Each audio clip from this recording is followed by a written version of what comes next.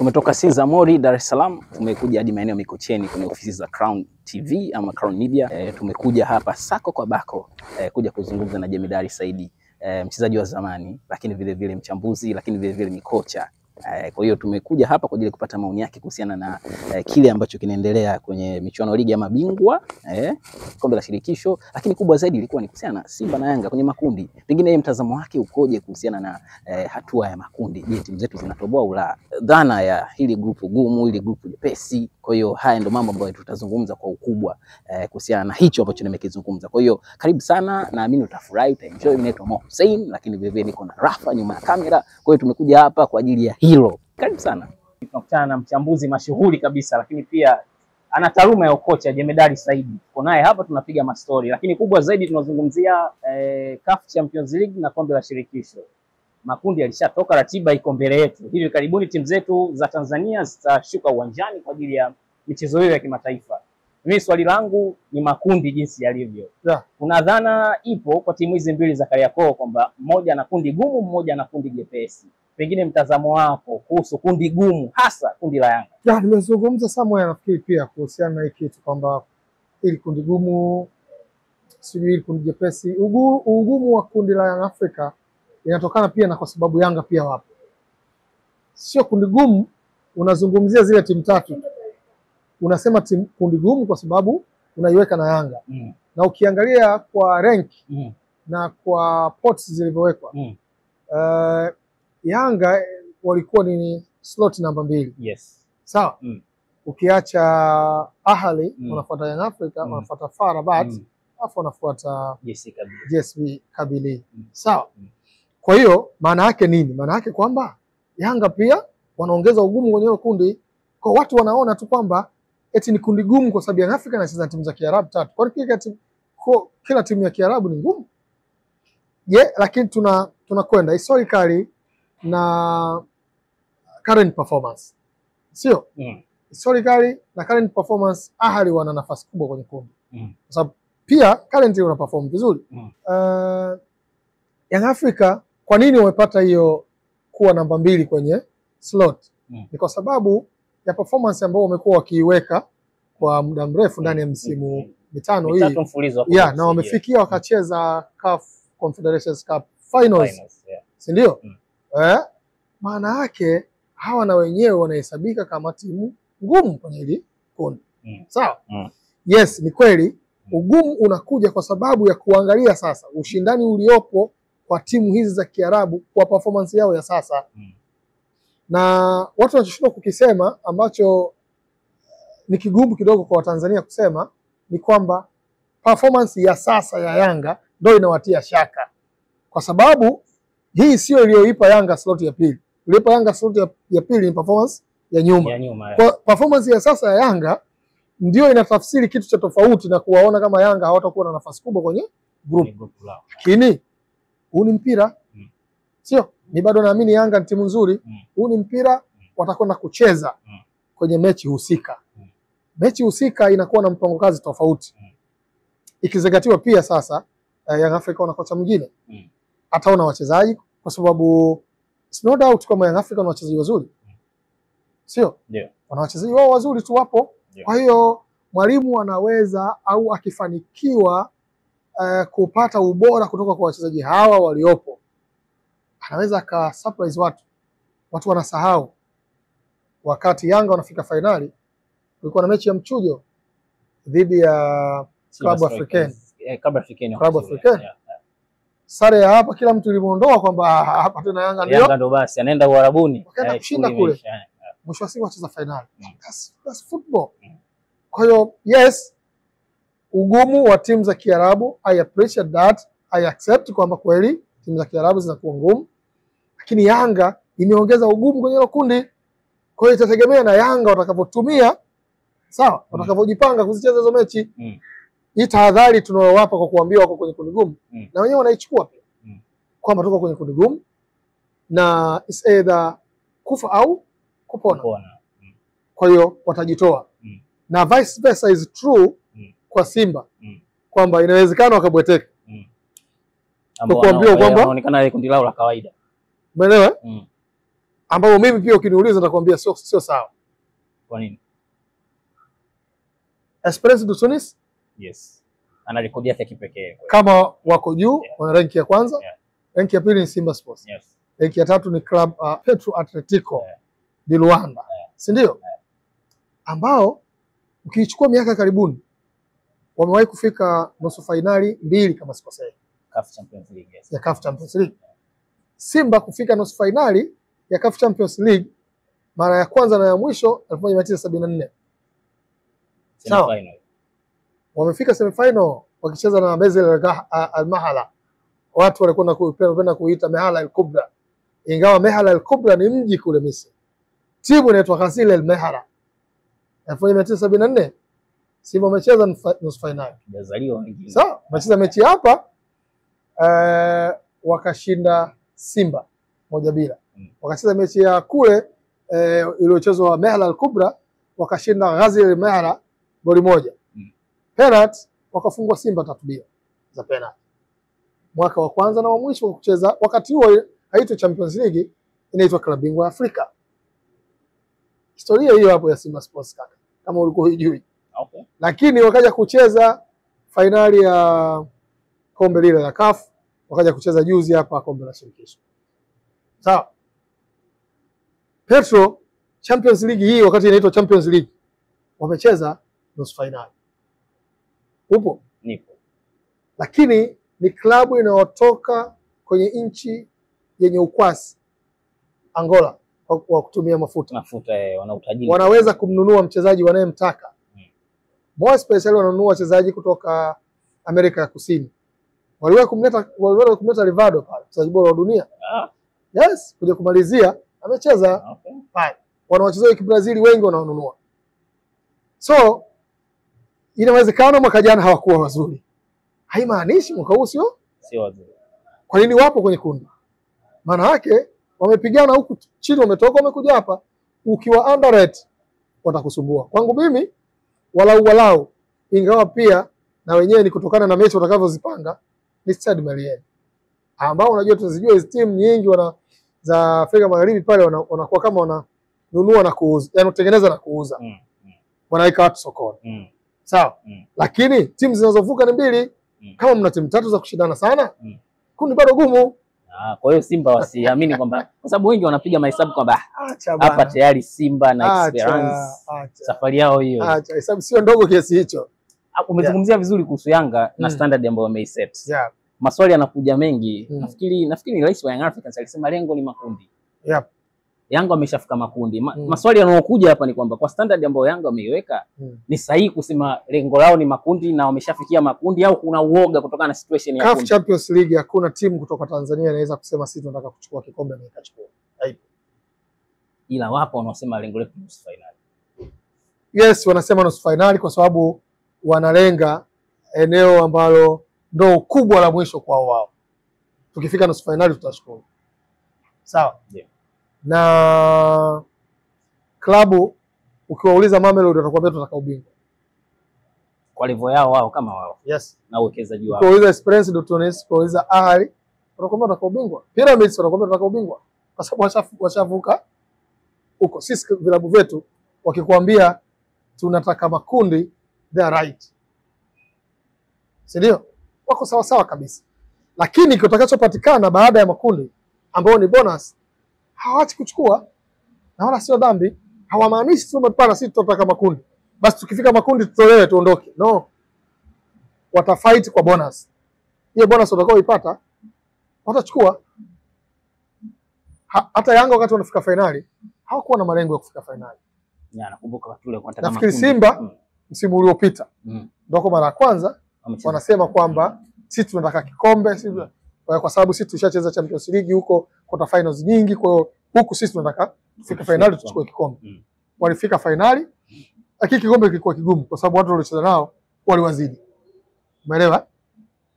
Kwa kuwaona Yanga wakisema wanataka makundi pia na waelewa, lakini pia ndo level yao. Yanga hawajawahi kufanya kitu chochote kikubwa sana kwenye Champions League. Quarter final mara moja ya juzi, sio? Na quarter final unaizungumzia ya makundi ya 1998 pia sio umefanya ambayo ilikuwa quarter final ya makundi ambayo mnaweza kucheza, na kwenye hilo kundi wao walipoteza sana, na mechi moja walifungwa 6-0. Hawakuwa na impact kubwa. Kwa hiyo kusema kwamba makundi wao ni win is okay. Yeah, it's okay. Sio uoga wa kundi ambao wako nalo. Hapana. Kitakachotokea huko mbele, kwa sababu walisema kabla hawajapangiwa kundi kwamba sisi tunataka hapa. Kitakachotokea huko mbele it's okay pia. Au kingine Jemedari, huenda Yanga waliona mazingira yao ya sasa jinsi yalivyo, mabadiliko ya eneo lao la ufundi na kadhalika, mpira au ridhishwi, malalamiko mengi, ndio kikapelekea kusema kauli. Hata msimu waliokwenda finali bado wao wasingeweza kutoka nje wakatuambia wanataka kufika nusu finali ya Champions League. Ingekuwa ngumu. Tunakwenda finali Confederation, wasingeweza kutuambia sisi kwamba tunakwenda nusu finali ya Champions League na mtu akaelewa. Champions League ndio miamba yote iliko kaka. Kuna hoja nimeisikia sehemu kufanya vibaya kwa Yanga kwenye michuano ya kimataifa msimu uliopita. Walishia makundi. Sababu pia ilikuwa mabadiliko ya eneo lao la ufundi, hasa la coaching. Mabadiliko yale yalipelekea Yanga kufanya vibaya. Pengine this time around mazingira yamekuwa hayo, watu wana wasiwasi. Sasa kama mabadiliko ndio yalifanya hivyo, inaweza kuwa ndio, kwa sababu mabadiliko yana uhasi na uchanya wake. Kama yaligeuka kuwa hasi yakaleta haya matokeo ambao mimi siamini, sio hata kama wasingefanya mabadiliko, uwezo wa vilabu vyetu kufika zaidi yalipofikia hapo ni ngumu.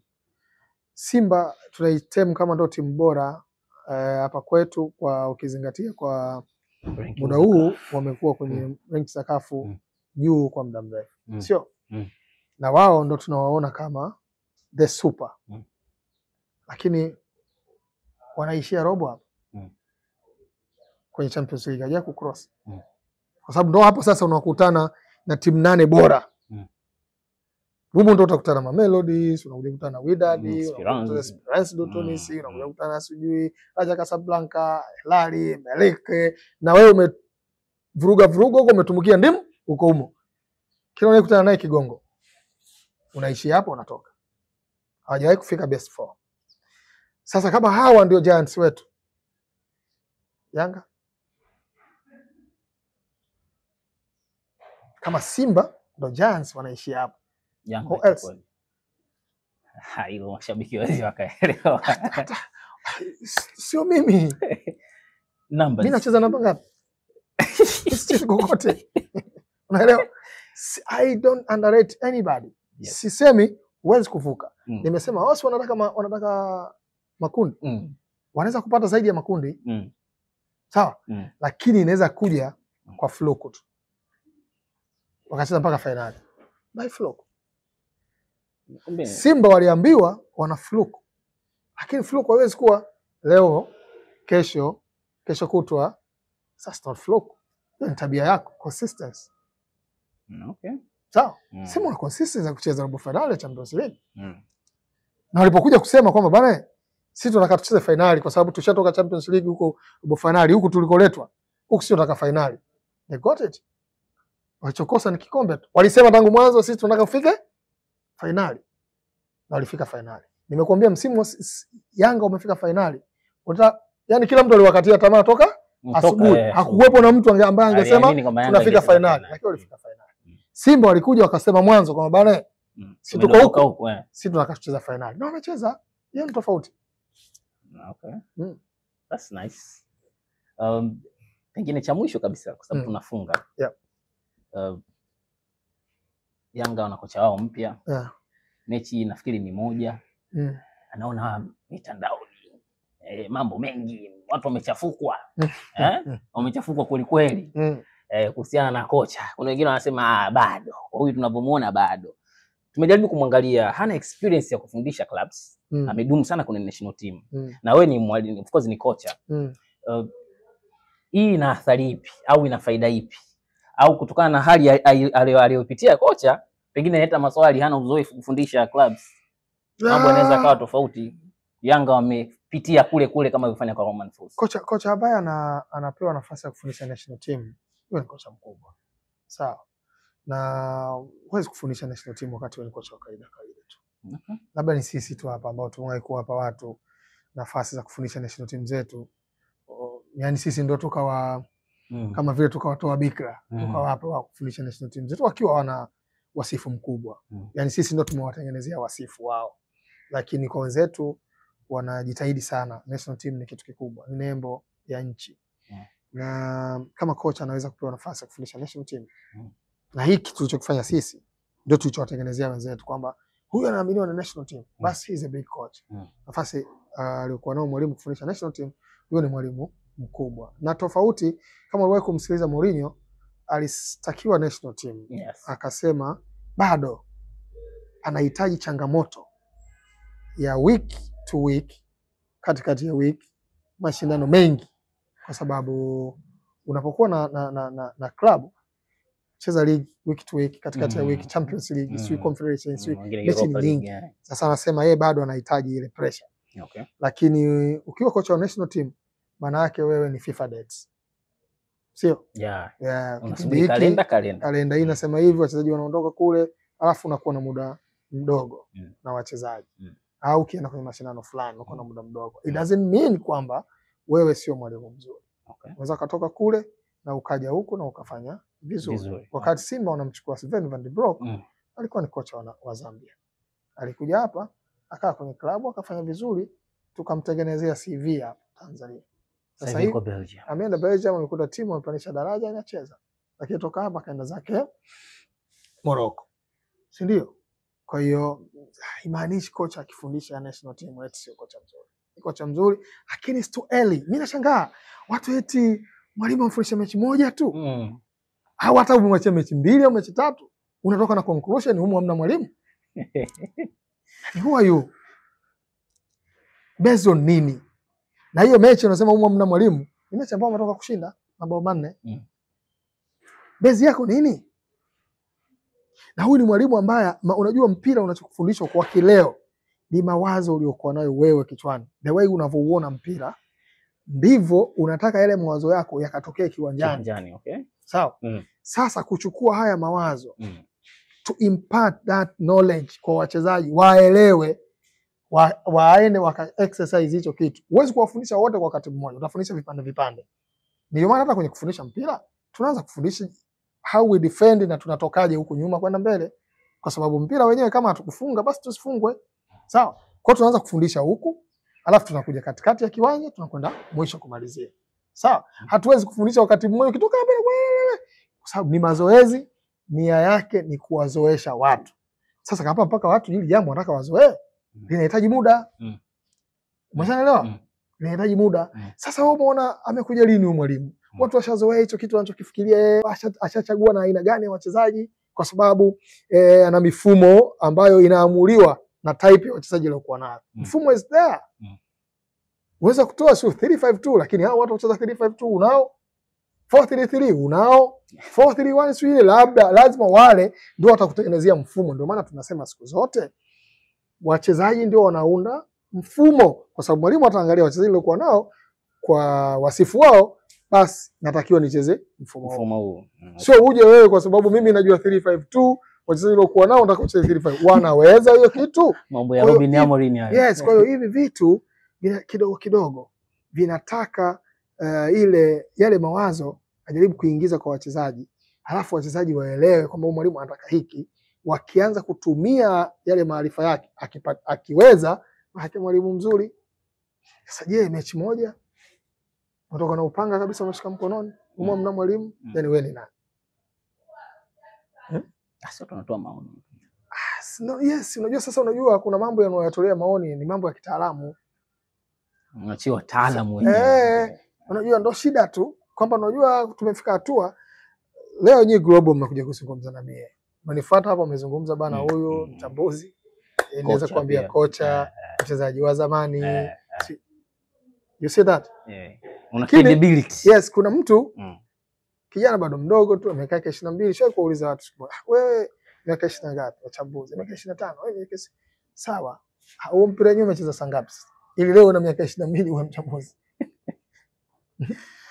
Kwa sisi tofauti na wenzetu, kwa mfano Premier League. Unaona kabisa Premier League production studio, Michael Owen, Steve Bauer presenter, well experienced. Amecheza, amefanya nini? Kwa hiyo akiongea kitu kina nyama. Mimi sijawahi kuona wenzetu analyst hana taaluma, hajacheza au sio? Hata akikurusha mpira ukavuka barabara, kurusha, sizungumzi kupiga, kurusha hivi hawezi. Lakini ndo anaita watu, anazungumza maneno mengi, na watu wanakubali. What's this? Na sasa hivi kila mtu nye global mnaeleweka, of course media kubwa. Lakini mtu ana simu sio mwingine na kinini, ana mtu wake mmoja huyo anatukana watu kisa. Na watu wanasikiliza. Sasa mtafanyaje? Ndio nchi yetu tumeamua tu hivyo.